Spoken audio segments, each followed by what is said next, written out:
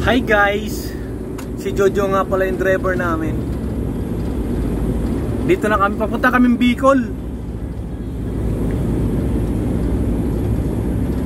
Papunta kaming Bicol, dito pa lang kami sa ano, Villamor. Galing kami ng ano, Novaliches.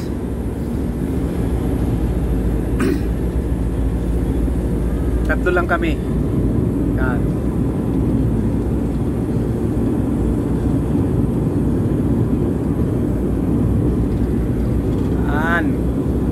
Matagal na rin din nakakarating ng Bicol.